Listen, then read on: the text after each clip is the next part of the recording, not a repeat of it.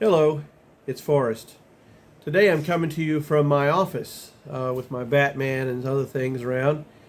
Um, there's a video that you're about to see, and I'm talking about the strapping the cars down on the trailers, right? And in this particular thing, it's mostly concerning the hotshotters out there doing it, but really anybody who hauls automobiles or any freight or anything really, but primarily automobiles we're talking about. So I was at an auction recently, a Copart, and I was picking up a couple of cars from Copart, and there was a truck parked next to me. And this guy was driving like a Dodge 2500 two-wheel drive with a three-car, but gooseneck three-car, not the typical wedge, but a gooseneck three-car. You know, whatever. I mean, you know, I don't know if that's enough truck for what he's trying to do and everything, but you know, the truck's not my concern. My main concern was when I saw how he was strapping the cars down, right? How he was anchoring the cars to the trailer.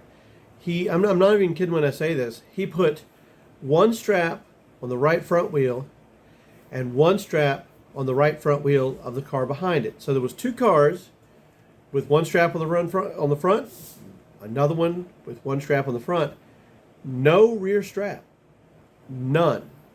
He used the basket type, you know, the lassos that go over the top of the tires, but he had D-rings on the side, so the D-ring didn't line up below the tire, so he actually had pulled it in front of the tire on the front car, and in the back car it was actually sort of middle of the tire on the back car, just because of where those D-rings were located.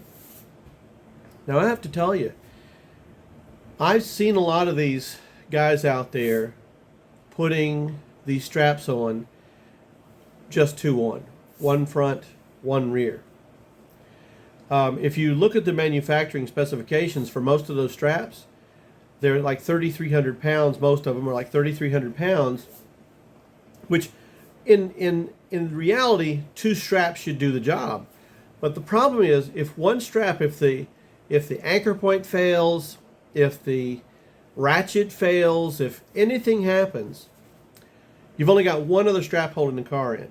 Now, also, if you check with the strap manufacturers, they recommend four straps, one on each wheel. If you check with most of the trailer manufacturers, same thing. They say four straps four straps per car, one on each wheel. These guys out there that are running hot dog with one strap on the one car and one strap on another car, yeah, I mean, a lot of times people think it's funny. The reality is, it's not only not funny, it's dangerous, and it's why all the rest of us have to pay such high insurance rates, because that guy who's only bought one or two straps for his three-car trailer or something is going to cost us all a bunch of money, because as soon as one of those cars pops off of there. Now, I have to say, if you look at the statistics behind it all, hotshotters have far less problems than the semis do. The semis, I mean, I think the numbers, I looked it up one time before, was like 80% of all the trucking accidents are semi-trucks. Only about 20% is everything else, from box trucks to the Hotshots to all those other things that fit in between there. And there's some other variations too in there. So it's not the hotshotters are out there having a bunch of accidents, but the problem is, the ones that do have accidents, how many of those were stuff that could have been avoided by simply putting four straps, one on each wheel of a vehicle, instead of trying to, pinch pennies? Those straps are not that expensive. I mean, you buy a set of them for what, $150 or something like that, or $200. For good ones, it's not even that expensive. Go to Amazon, look them up. They're not bad. Anyway, so watching the video, I kind of show you what I was talking about. Thank you for watching.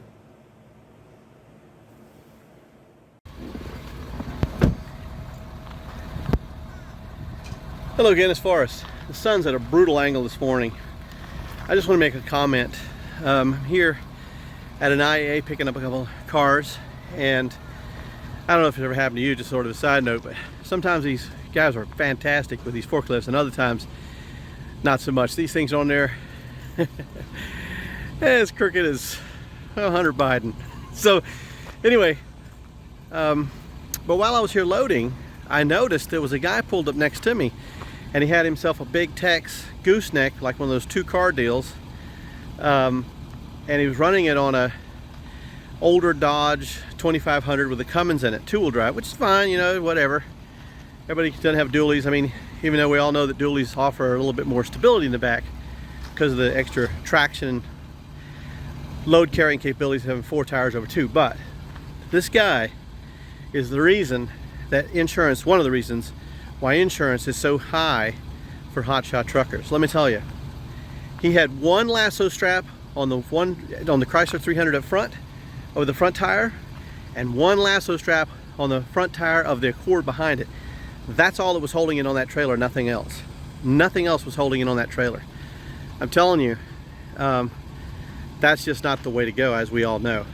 When I put mine on, and you know, some people have called it overkill, I don't. I'll show you.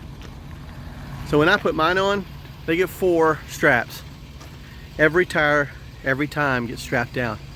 That way I know this thing's not going anywhere. This trailer could flip over and these cars are going to stay right there where they're at. Not going to come off and kill somebody. But that guy, you know, he's not just causing the insurance to go up, he could kill somebody. That guy turn a corner, hit a dip in the road, a bump, anything like that. One of them cars gets off sideways, that lasso strap's not going to do anything to hold that car on there. And the thing doesn't have a rub rail, so he had it tucked underneath the frame holding on to something. I tell you, if you ever, next time you pay your bill and you see how high that insurance bill is, think of that guy that was sitting beside me. Thanks for watching.